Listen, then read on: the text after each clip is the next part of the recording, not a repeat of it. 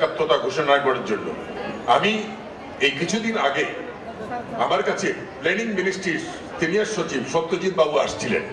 আমাকে বললেন যে স্যার, আমি ঢাকেশ্বরী মন্দিরের জন্য কিছু করতে চাই, তো ওনারা তো যদি আমাকে একটা কাগজ না দেয়, আপনাদের মধ্যে কোনো একটা বিষয় আছে প্ল্যানিং মিনিস্ট্রিতে, এবং উনি আমাকে বললেন স্যার আমি এটা ক্যাবিনেটে নিয়ে যাব, আপনি আমাকে সাপোর্ট করবেন, তাহলে ওনাদের জিনিসটা ওনারা পেয়ে যাবেন।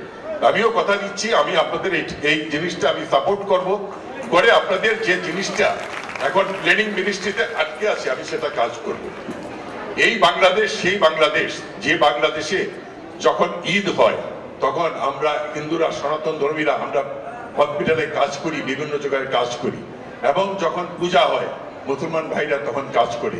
তো এইরকম সম্প্রীতির দেশ বাংলাদেশে আর ছাড়া আর কোথাও আছে বলে আমার জানে নাই।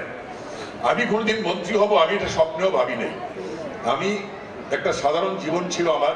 আমি রোগী নিয়ে কাজ করতাম, বাসায় যেতাম, ভাত খেয়ে ঘুমাইতাম, সন্ধ্যার পরে আমি টেলিভিশনে থাকতাম। হঠাৎ করে এক টেলিফোন আমার জীবনের মোড় ঘুরে দিল। আমি কোথায় গেল আমার নাটক দেখা, কোথায় গেল আমার বউ। আমি এখন সারা দেশ ঘুরে বেড়াতে হচ্ছে। আমাকে মাননীয় প্রধানমন্ত্রী যে দায়িত্ব দিয়েছেন, যে গুরু দায়িত্ব, আমি চেষ্টা করব সেই গুরু দায়িত্ব পালন করার জন্য।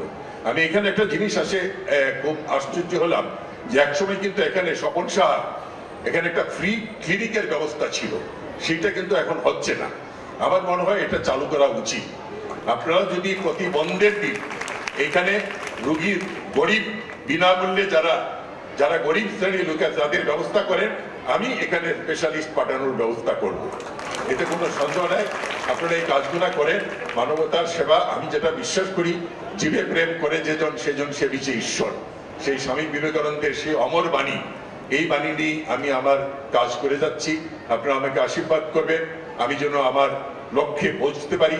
আমি অত্যন্ত দুঃখিত, কারণ আমি আজকে রাত্রে দেশের বাইরে যাব, আমাকে এখন আমার হাসপাতালে যেতে হবে, আমার 2-3টা রোগী দেখতে হবে।